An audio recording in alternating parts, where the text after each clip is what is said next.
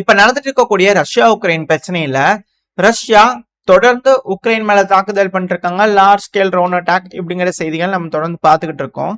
உக்ரைனும் ரஷ்யாக்குள்ள தாக்குதல் பண்ணிட்டு தான் இருக்காங்க. ஆனா இந்த லார்ஜ் ஸ்கேல் அட்டாக் அப்படிங்கறது அப்போ இப்போன்னு சொல்லிட்டு உக்ரைனும் செஞ்சிடறாங்க. அதுவும் குறிப்பா ரஷ்யாவோட கேபிட்டலான மாஸ்கோ பிளாஸ்ட், அப்புறம் இந்த கர்ஸ்க், பெல்கிராட், பிரியான்ஸ்க், ஸோ இந்த பகுதிகள்லாம் வந்து பாத்தீங்கன்னா அதிகப்படியான ட்ரோன்களை ஏவி விட்டுறாங்க. இப்போ 93 ட்ரோன்களை உக்ரைன் ரஷ்யாக்குள்ள ஏவி விட்டு இருந்துக்கிறாங்க. இதுல பலதையும் இன்டர்செப்ட் பண்ணியாச்சு அப்படிங்கிற ரஷ்ய தரப்புன்னு சொல்லியிருக்கிறாங்க. இருந்தாலும் சில இடங்களை வெடி விபத்து எல்லாம் கேட்டிருக்கு, சில இடங்கள தாக்குதல்கள் நடந்திருக்கு.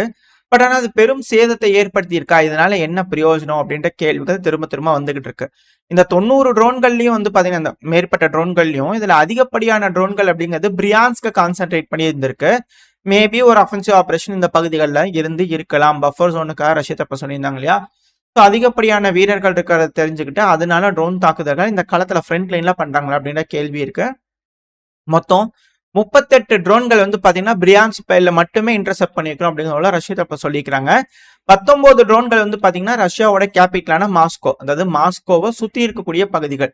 இப்போ உதாரணத்துக்கு நம்ம சென்னை எடுத்துக்கிட்டோம் அப்படின்னா சென்னைங்கிறது கேபிட்டல், பட் ஆனால் சுத்தி இருக்கக்கூடிய பல பகுதிகள் இருக்குமா.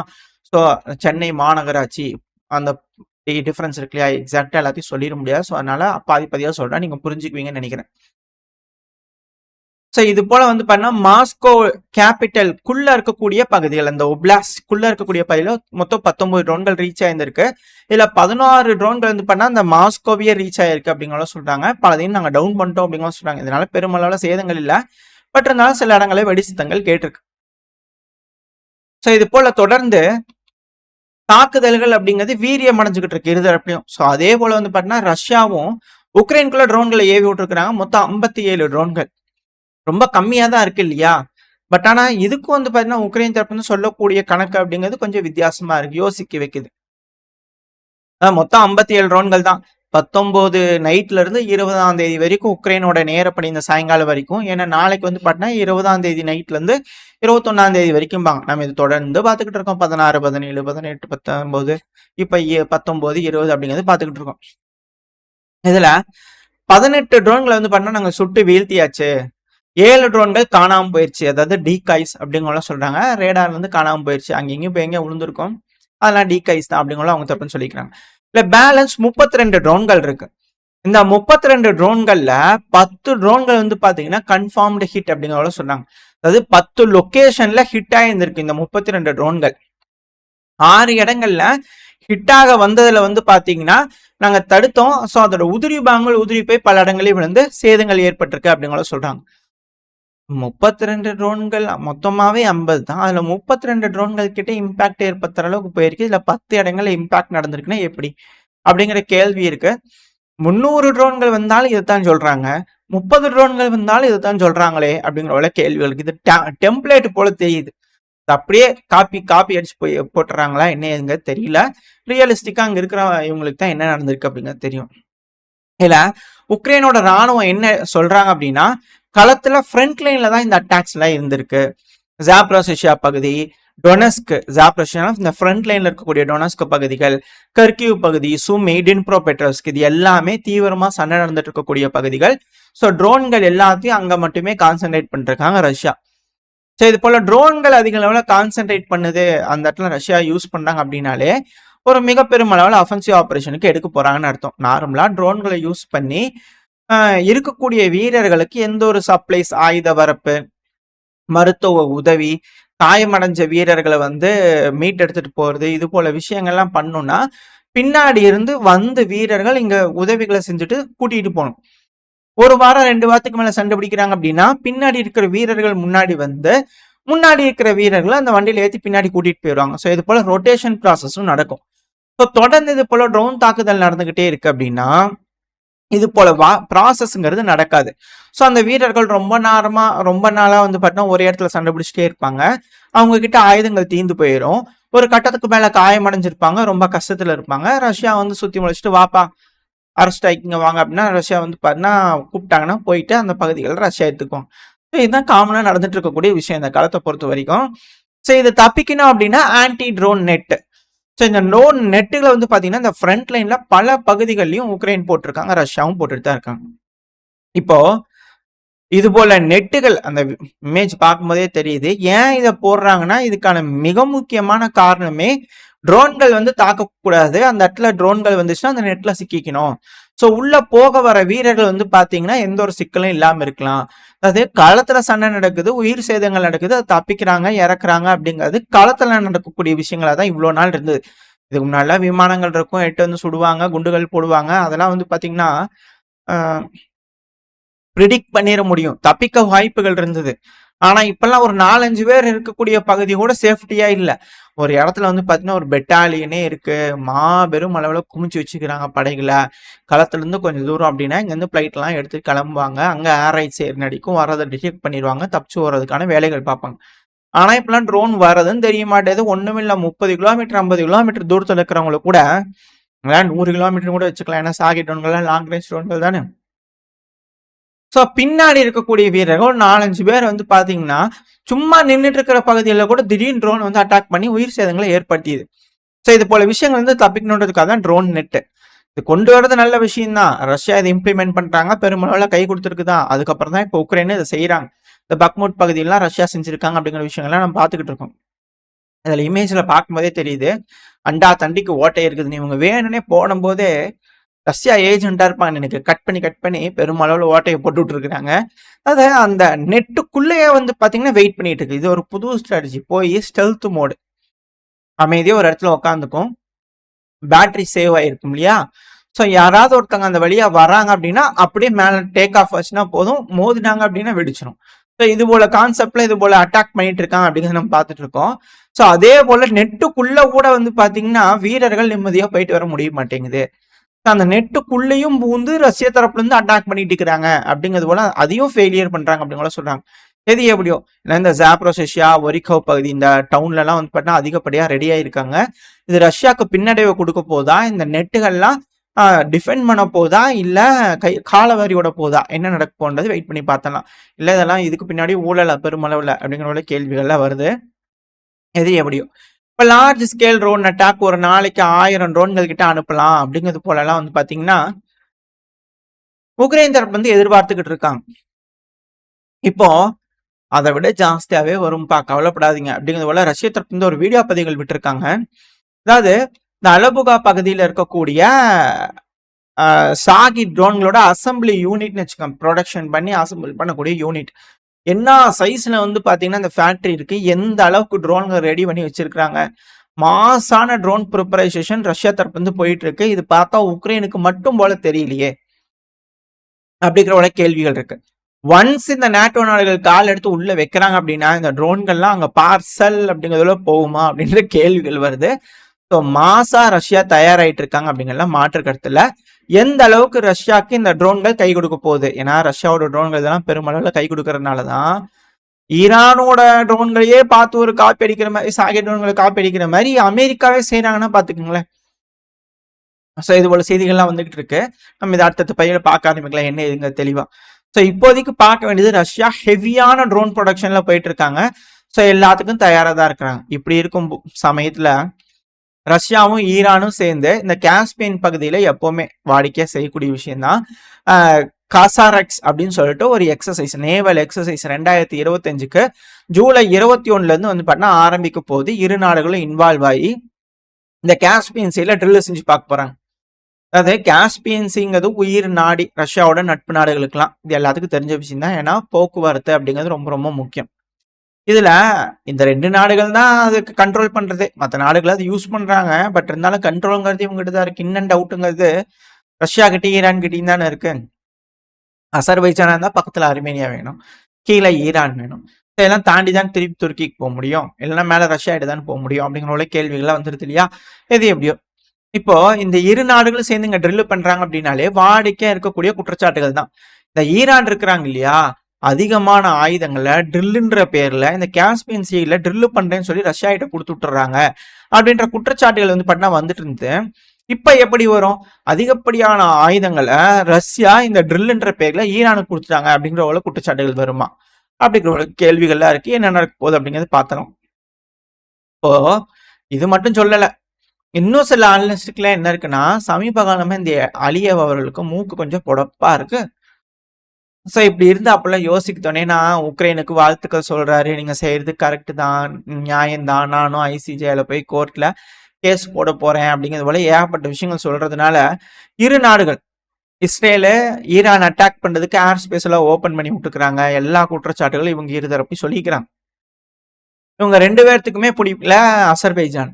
இப்ப இங்க ட்ரில் பண்றாங்களே, போய் ஒரு 8 வா சேர்ந்தாச்சுல்ல என்னன்னு போய் கேட்டு வந்துருவோமே, வண்டி எடுத்துட்டு போய் அப்படிங்கிற உள்ள வந்துருவாங்களா அப்படின்ற போல கேள்விகள் வருது, அச்சங்களும் வருது. ஸோ என்ன நடக்க போகுது அப்படிங்கிறது பார்க்கலாம். ஏன்னா மேசிவான பில்டப் இந்த பகுதியில் நடந்துட்டு இருக்கு இல்லையா. சமீப காலமாவே உறவுகள் அசர்பைஜானுக்கு ரஷ்யாவுக்கும் நல்லா இல்லை. எப்பவுமே ஈரானுக்கு அசர்பைஜானுக்கு நல்லா இருக்கிறது இல்லை. இந்த காரணங்கள்னால என்ன மாதிரியான விபரீதங்கள் இங்க நடக்க இருக்கு அப்படிங்கறத வெயிட் பண்ணி பார்த்தலாம்.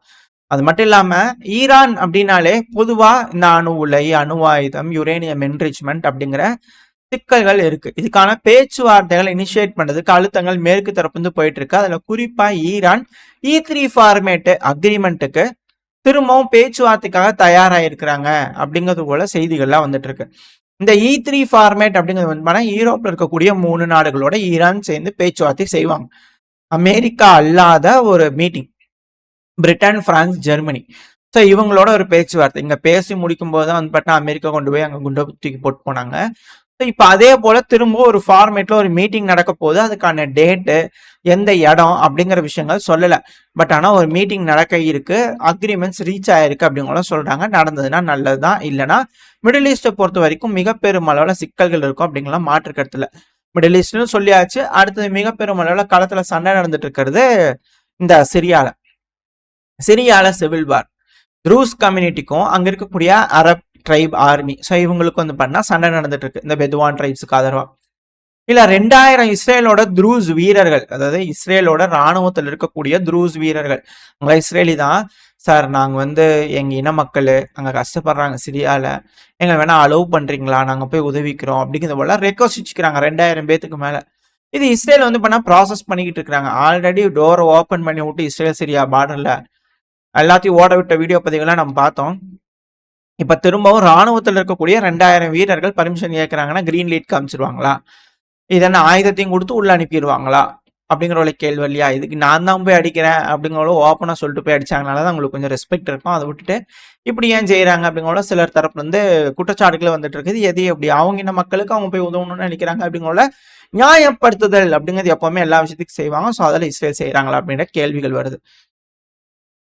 அடுத்தது, அதாவது இந்த த்ரூஸ் இன மக்களுக்கு ஆதரவா வந்து பாத்தீங்கன்னா இஸ்ரேல் வராங்க அப்படிங்கிறது தெரியுது. இதுல இவங்களுக்கு ஆதரவா சிரியாவோட ஆளுகின்ற அரசாங்கம் ஜுலானி, அதாவது அல் சாரா அவர்கள், ஸோ அதிபர், அவரே வந்து பாத்தீங்கன்னா இருக்கிறாரா அப்படின்ற கேள்வி இருக்கு. ஏன்னா இந்த அல் சுவைதா பகுதி வந்து பாத்தீங்கன்னா வடக்கு பகுதியில பெருமளவுல கட்டுப்பாட்டுகள் எடுத்திருந்தாங்க. நம்ம நேத்திக் பகுதியிலே மேப்ல எல்லாம் பார்த்திருந்தோம். ஸோ அந்த பகுதிகள்லாம் எடுத்ததுக்கு அப்புறமா கவர்மெண்ட் வந்து சீஸ்ஃபயர் கொண்டு வரோம், எல்லாம் பண்ணித்தரோம், செஞ்சு தரோம் அப்படிங்கிறத சொன்னாங்க. அவங்கள நம்பி கவர்மெண்ட் படைகள் கிட்ட அந்த பகுதிகளை ஒப்படைச்சிட்டு அரப் ட்ரைப் ஆர்மி கொஞ்சம் பின்னெடுக்கலாம்னு சொல்லி பின்வாங்கினாங்கன்னா, த்ரூஸ் கம்யூனிட்டி இருக்கிறாங்களே இப்ப திரும்பவும் மீட் எடுத்துட்டாங்க அல் சுவேதாவை. இப்ப காண்ட் ஆகுமா ஆகாதா அவங்களுக்கு, ஏன்பா உன்னை நம்பி போய் நான் பிடிச்ச பதிவு விட்டுட்டு வந்தனே அப்படிங்கிறது போல. ஸோ இது போல விஷயங்கள் நடந்ததுன்னா அவங்களுக்கு திரும்பவும் கோபம் வரும்ல. ஸோ திரும்பவும் இந்த சீஸ்ஃபயர் ஃபெயிலியர் ஆகி திரும்பவும் அட்டாக் பண்ண ஆரம்பிச்சிருந்துக்கிறாங்க. அதாவது சிரியாவோட ராணுவ சப்போர்ட்ல இருக்கக்கூடிய எய்டு வெஹிக்கல்ஸே வந்து பாத்தீங்கன்னா சுவேதா பகுதிக்குள்ள அலோவ் பண்றதில்ல.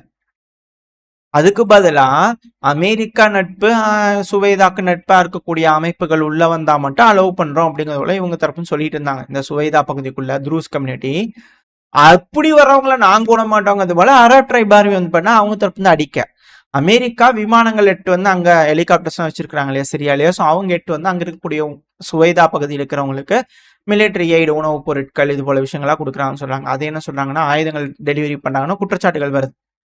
இது எப்படியோ ஸோ இது போல விஷயங்கள்லாம் நடந்துட்டு இருக்கனால திரும்பவும் அரப் ட்ரைப் ஆர்மி என்ன பண்ணிட்டாங்கன்னா ஷஹாப் அப்படின்னு ஒரு பகுதி இருக்கு. ஸோ அந்த பகுதியில் வந்து பண்ணா பயங்கரமான அட்டாக் பண்ண ஆரம்பிச்சிருக்கிறாங்க. 9 மணி நேரமா அங்கே சண்டை நடந்திருக்கு. நெக் டு நெக் பேட்டில் நடந்திருக்கு. பட் ஆனால் பெரும் அளவில் ப்ரீச் பண்ண முடியல, அந்த பகுதியை போய் பிடிக்க முடியல. அதுக்கான காரணம் ரீஎன்ஃபோர்ஸ் பண்ணிட்டாங்க.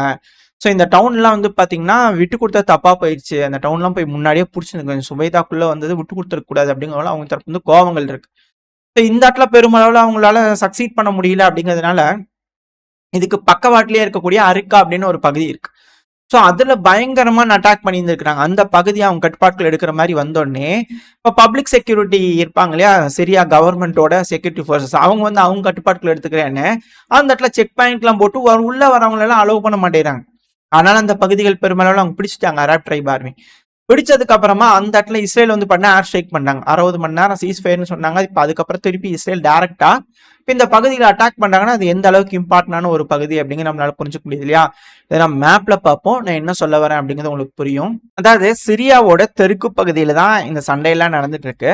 அதாவது இந்த அல் சுவைதா, ஸோ இந்த பகுதி இது வந்து இப்போ துருஸ் கம்யூனிட்டியோட கட்டுப்பாட்டுக்குள்ள வந்துருச்சு. ஸோ இந்த இடத்துல தான் வந்து பார்த்தீங்கன்னா குறிப்பாக இங்கே இருக்கக்கூடிய ரோடு இருக்கு இல்லையா, சும்மா வரைஞ்சு காட்டுறேன். ஸோ இங்கே வந்து இங்கே இருக்கக்கூடிய பகுதிகளில் வந்து பார்த்தீங்கன்னா அவங்க கட்டுப்பாட்டுக்குள்ள எடுத்திருந்தாங்க அரப் ட்ரைப் ஆர்மி. நம்ம நேத்திக்கு மேப்லேயே பார்த்துருப்போம். பட் ஆனால் இப்போ வந்து பார்த்தீங்கன்னா முழுவதும் துருஸ் கம்யூனிட்டிக்குள்ளே போயிடுச்சு. அதுக்கான காரணம் கவர்மெண்ட் ஃபோர்ஸை அவங்க பண்ணுறாங்க. ஸோ இந்த ஷஹாப் சொல்லியிருந்தோம் இல்லையா, ஸோ அது வந்து இங்கே இருக்கக்கூடிய பகுதிகள். இங்கே பல மணி நேரங்கள் கிட்டத்தட்ட 9 மணி நேரம் கிட்ட வந்து பார்த்தீங்கன்னா கிளாஷ் நடந்திருக்கு. ஸோ இந்த பகுதியில் அட்டாக் பண்ணுறதுக்காக ட்ரை பண்ணியிருக்காங்க. பட் ஆனால் அது பெருமளவில் கை கொடுக்கல. ஸோ அதனால இந்த ஐராக் பகுதி இருக்கு இல்லையா, ஸோ இந்த பகுதியில் வந்து பார்த்தீங்கன்னா அட்டாக் பண்ணிட்டு இருக்காங்க. இந்த இடத்துல தான் வந்து பார்த்தீங்கன்னா கட்டுப்பாட்டுக்குள்ள வந்ததுக்கு அப்புறமா ஏர் ஸ்ட்ரைக் நடந்துருச்சு அப்படிங்கிறது போல செய்திகள் வருது. அதுக்கான வீடியோ பதிவுகளை நம்ம பார்த்தாச்சு. ஸோ இப்போ இந்த இடத்துல பிடிக்கிறதுக்கான காரணம் என்னன்னா, நான் தோராயமா வரைஞ்சு காட்டுறேன் உங்களுக்கு. இப்போ நான் வரையக்கூடிய பகுதிகள்லாம் வந்து பார்த்தீங்கன்னா அரப் ட்ரைப் ஆர்மி வந்து பார்த்தீங்கன்னா ஒரு பெருமளவில் வந்து பார்த்தா கட்டுப்பாட்டுக்குள்ள வச்சுக்கிட்டு இருக்காங்க. முடிஞ்ச வரைக்கும் முன்னேறி போய் தாக்குதல் பண்றதுக்கு பாக்குறாங்க. அடுத்து இந்த இருக்கக்கூடிய குனாவாத் இங்க இருக்கக்கூடிய பின்புறத்துலயும் வந்து பாத்தீங்கன்னா பெருமளவுல அட்டாக் பண்றதுக்கு ட்ரை பண்ணிக்கிட்டு இருக்காங்க. ஸோ ஒன்ஸ் இங்க இருக்கக்கூடிய பகுதிகள் எல்லாத்தையும் சுத்தி வளைச்சாங்கன்னா தான் இங்க இருக்கக்கூடிய சப்ளைஸ் எல்லாம் கட் பண்ணாங்கன்னா மட்டும்தான் இந்த பகுதிகள் முழுவதும் துருஸ் கிட்ட இருந்து மீட் எடுக்க முடியும். ஸோ அதுக்கு இப்ப இருக்கக்கூடிய அரசாங்கம் அலோவ் பண்ண மாட்டேங்குதா அப்படின்ற கேள்விகள் வருது. அது கூட வந்து பாத்தீங்கன்னா இங்க உமையா ஜாயித் ஒன்று இருக்கு இல்லையா, ஸோ இந்த பகுதிகளில் பிரிசனர் எக்ஸ்சேஞ்சும் நடந்திருக்கு. ஸோ இந்த இடத்துல சண்டை நடக்கும்போது இருதரப்புலையும் பிரிசனர்ஸை பிடிச்சிருப்பாங்க இல்லையா, போர் கைதிகளா.